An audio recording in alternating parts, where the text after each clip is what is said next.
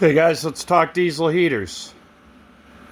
So, Chinese 8 kilowatt, I think it's like 27,000 BTUs. Just so you can see, it's installed in a 24 by 24 two-car garage. Been renovated. I did a super thick R19 plus bubble ceiling, and then the walls are all packed R13, new double pane windows, so the garage is pretty well insulated. And then the room behind the garage is 10 by 18.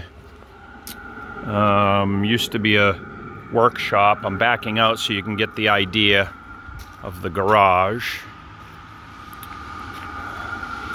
So this room got renovated and is pretty well insulated.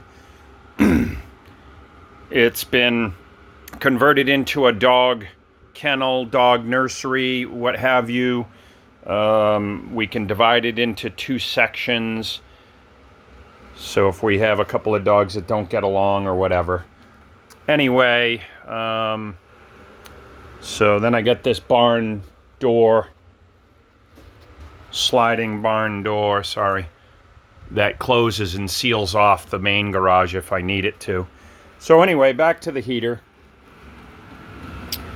It's apart because I'm modifying it. A lot of you will already see one modification I've done. But I'll tell you the 2 things that I did is, instead of having a 12-volt battery and having to charge it, I simply purchased an AC to DC converter from Amazon. It was about 45 bucks. It's a 15 amp. I want to say it was either 350 or 400 watts.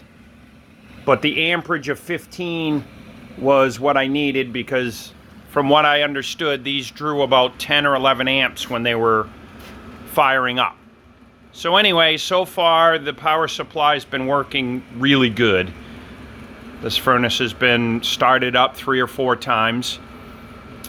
And then the other thing I did was I replaced the fuse from a 20 amp to a 15 because I wanted to protect the furnace just in case something weird happened. And 15 amps is more than enough. Now, the other mod I did, as you can see, my fuel level is below the outlet on the tank. And as everybody knows, once you get to that point, you run out of fuel, and there's still, this much fuel in it, which is quite a bit for the size of the tank. So what I did was I took out that fitting and I drilled it just right, and I took just a little piece of black rubber fuel line and I attached it to the fitting, just a press fit with the right size drill, and then the end of the hose is drawing from the very bottom of the tank. That hose sits right on the bottom of the tank. So I will literally get every last drop, give or take a few drops, and get probably an extra 6 hours of runtime out of it, because the original low fuel level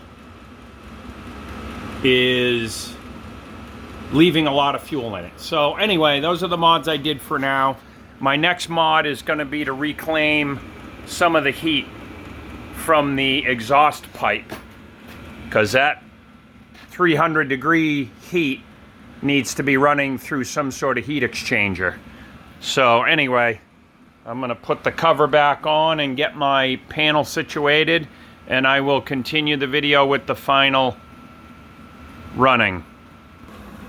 All right, everything's back together as I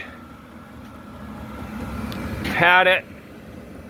Cover's snapped on.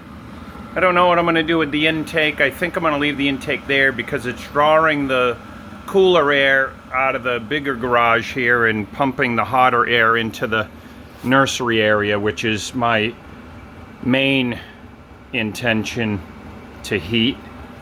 I moved the controller from the front to the side, obviously because of how I have it installed. Again, I do apologize for shoddy video.